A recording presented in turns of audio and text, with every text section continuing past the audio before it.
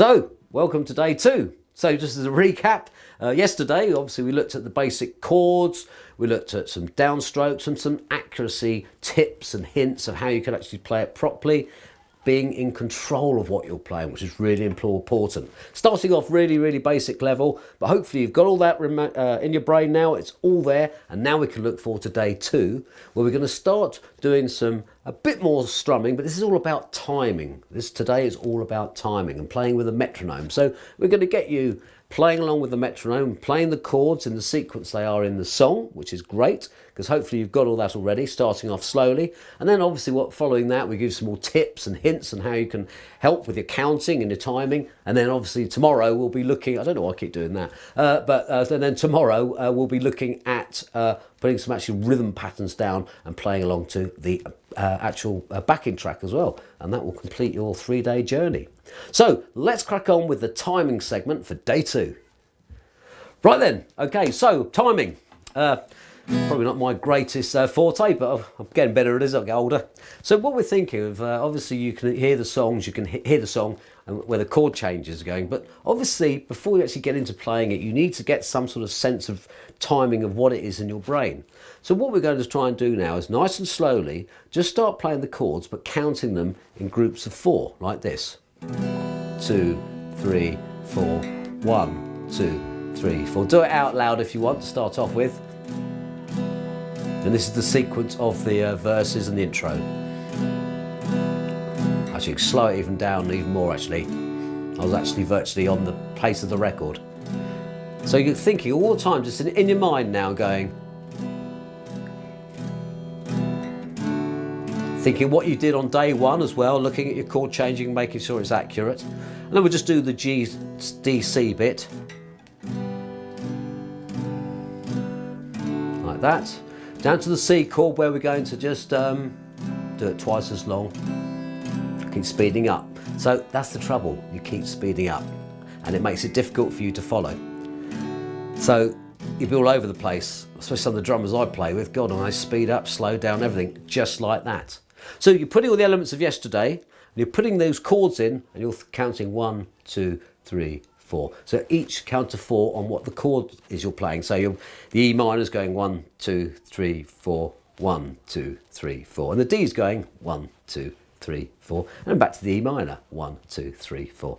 And it's 4 on the G, 4 on the D. I didn't play the suspended chord there, but just to let you know, I was playing the normal D, but you can play the suspended.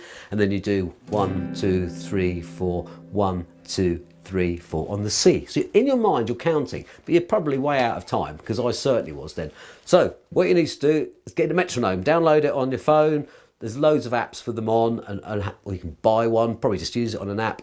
Absolutely brilliant. Then you can start executing what I've just said to you there with a metronome. Now, what we're going to do, we've slowed this metronome right down so it is not the speed of the track, because we don't want to start going down that silly route yet, because you're still learning your timing and your chord changing, and it should get better each time. So I'm going to ask my brave assistant to get the metronome going. I'm going to start doing the counts of 4 at, he says pointed, 100 beats per minute. I knew it was 100 beats per minute. He always goes on to, it's 100 beats per minute. So it's nice and easy to remember, he said, and I forgot. So basically, we're going to get the metronome going and we'll start that counting. And you can hit 1, 2, 3, 4 in your mind. And you're thinking it all the time. So I closed my eyes there and he went to sleep. Then you start. At the moment, I'm holding the plectrum nice and lightly, because I want to make this sound nice. I'll play a D suspended 4th this time, 2, D suspended 2 this time. Then we're going to go to the G, D, C bit. G, 1, 2, 3, 4, 1, 2, 3, 4, 1, 2, 3, 4, 1, 2, 3, 4. Just keep. So now you're playing the chords with the song. Remember you last night you hopefully downloaded and you played some chords in a different route, different way, different sequence. Why not mess around with them? And that's the G minor, C, D sequence. And you may want to reverse it.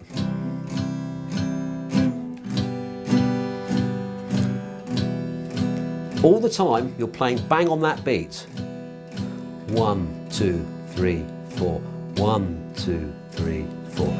Okay, so if I stop the metronome just briefly, zuzza, they are stopped. So we just stopped the metronome. You now know that you can hit in your mind 1, 2, 3, 4. Now, that's all very well just doing downstrokes. When you come to play a proper rhythm pattern, and a rhythm pattern with a full backing track, you still keep that 1, 2, 3, 4 in your mind. You don't think like that because you'll get used to it, but it's really good practice to do that. So what I'm going to do now, before we get the metronome going, we're going to just do some down and up strokes. Now, this may feel a bit awkward because it's not an actual pattern, but I still want you to hold the plectrum really, really lightly. And we're just going to start doing this.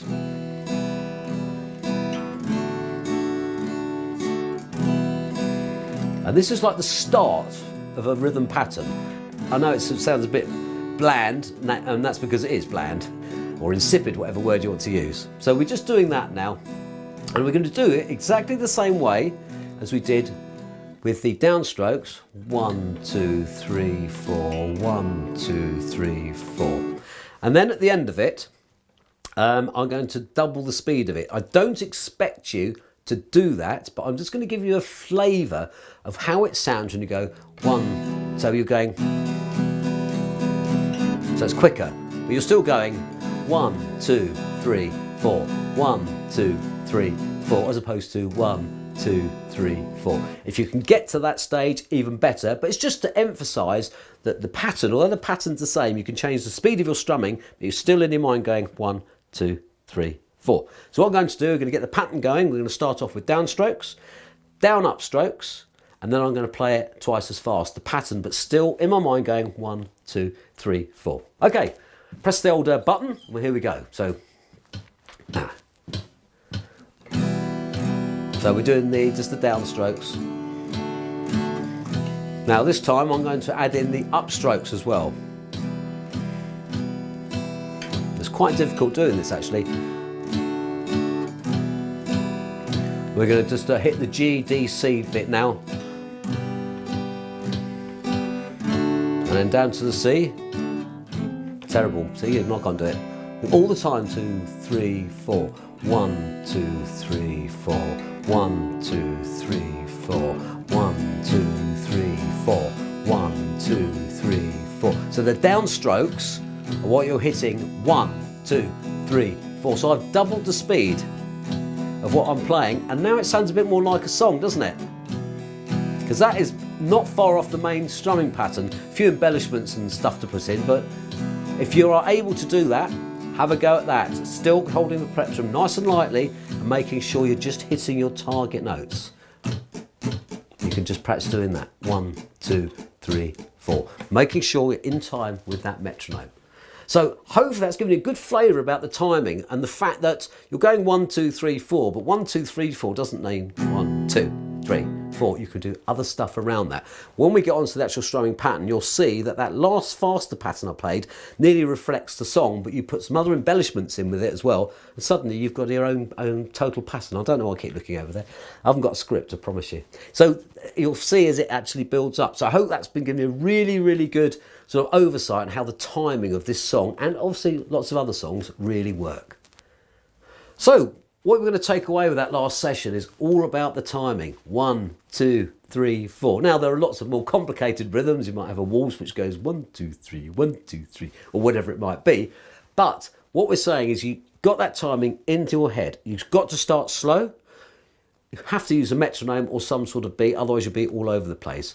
And what's really key is that if your timing is in place, and you might mess up a chord, or you may go a bit haywire sometimes, like I often do, if your timing is still there, you can adjust so much more quickly. Yeah, it might sound a bit, oh, they're back on it again. If you're out of time as well, it just really, really messes up the whole performance, whether you're playing acoustically, or whether you're playing with mates, or whether you're playing in a band, it doesn't matter. The timing is absolutely absolutely essential. So a friend of mine played violin with the London Philharmonic Orchestra, now retired, and that's one of the tips he said to me. They've got that conductor up there, they know how to play that piece, but they watch his baton, every movement, and it has to be spot on.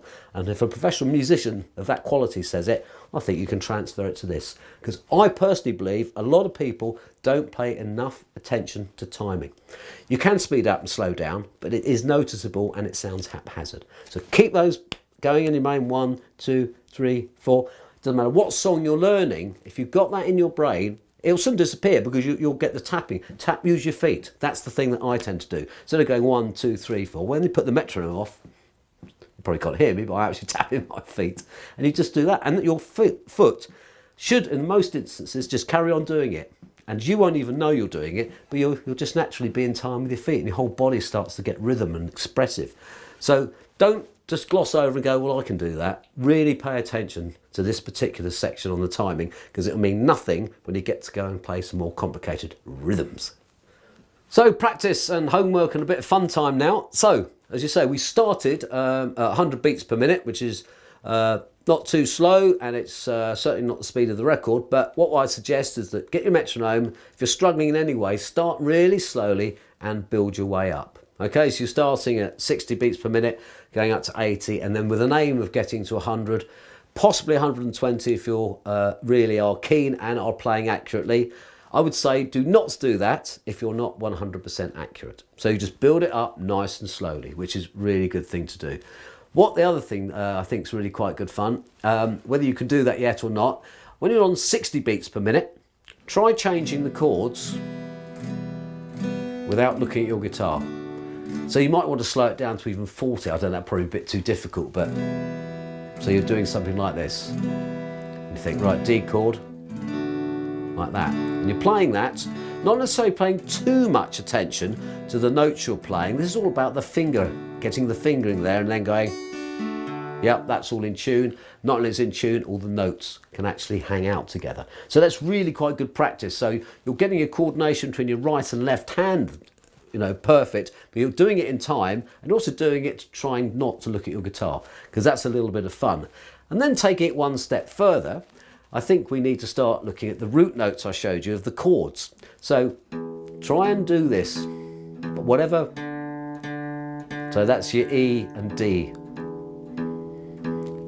root notes there. So these are the notes you should be starting on when you're strumming the chord, but try and, you know, you can obviously look at your guitar, but if you can manage to do without it, brilliantly.